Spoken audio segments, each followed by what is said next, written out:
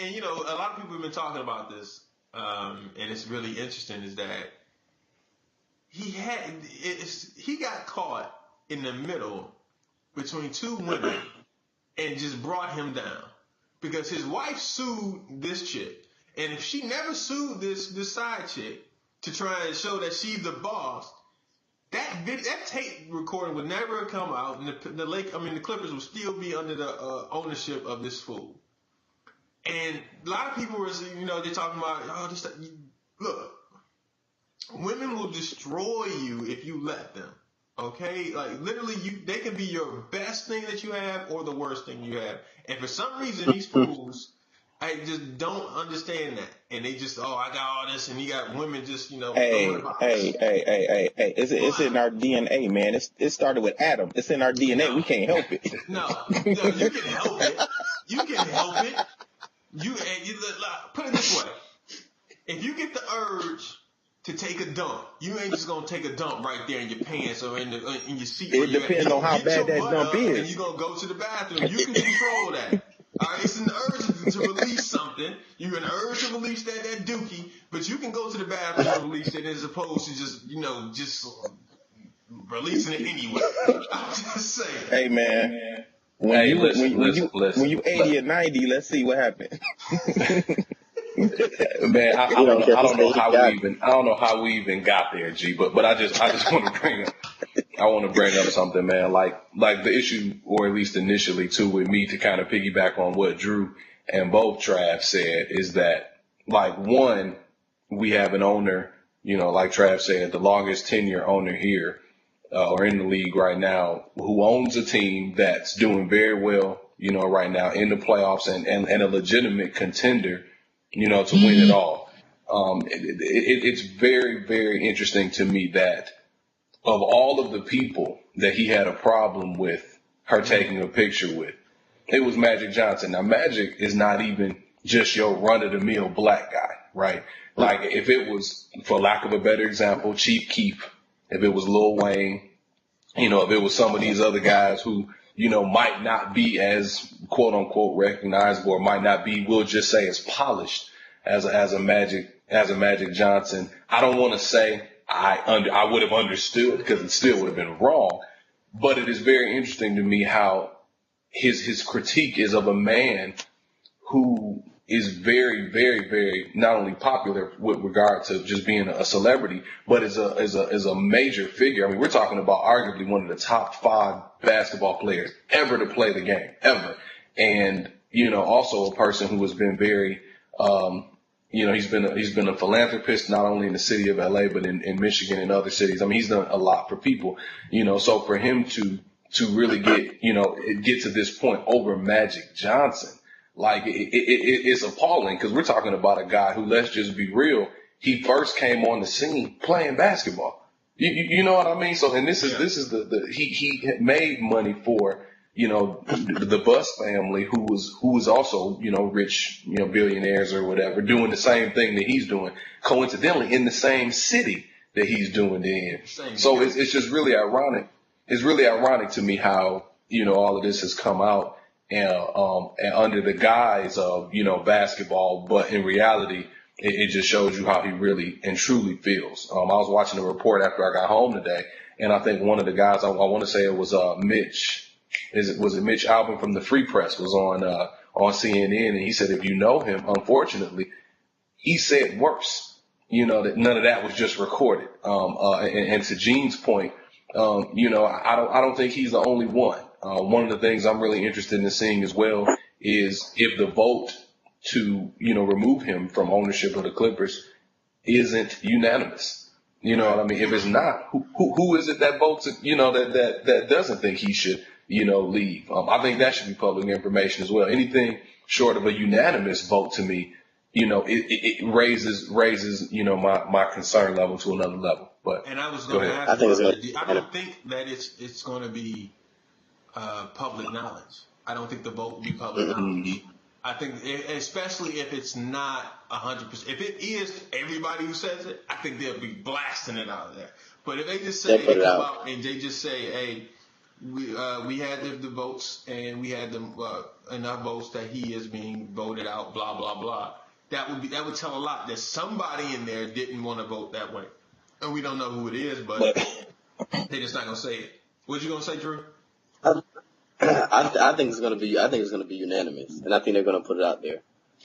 I don't think even if they do feel that way, because that stuff can easily leak, and someone will get a hold of it, and I don't think anyone wants to take that chance, and they're probably monitoring all their phone calls now and everything. But when people grow up that way, feeling that way about people, that stuff don't never go away, especially after he made his own way and he worth billions of dollars and stuff like that.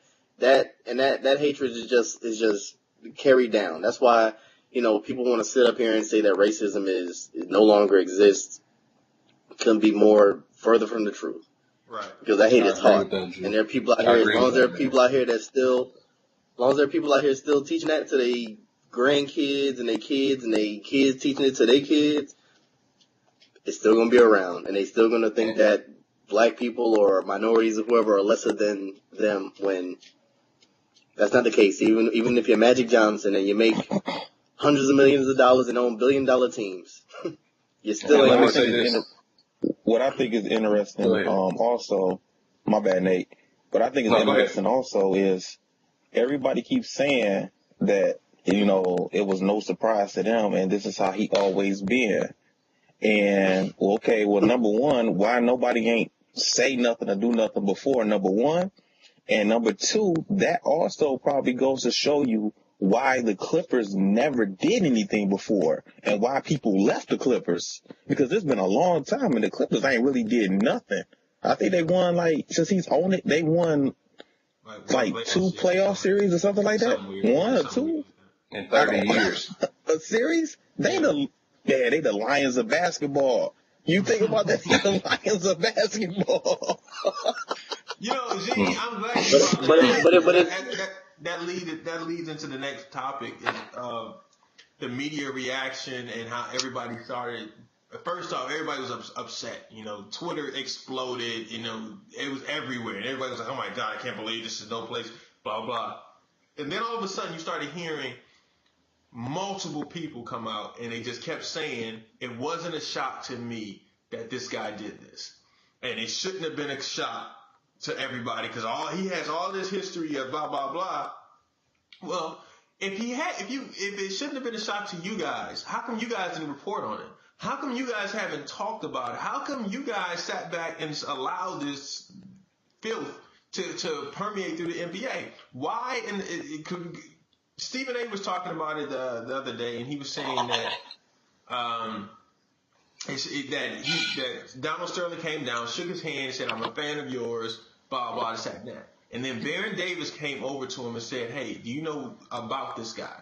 Do you know about his history? Blah blah blah." And then that's when Stephen A. Found out about Donald Sterling.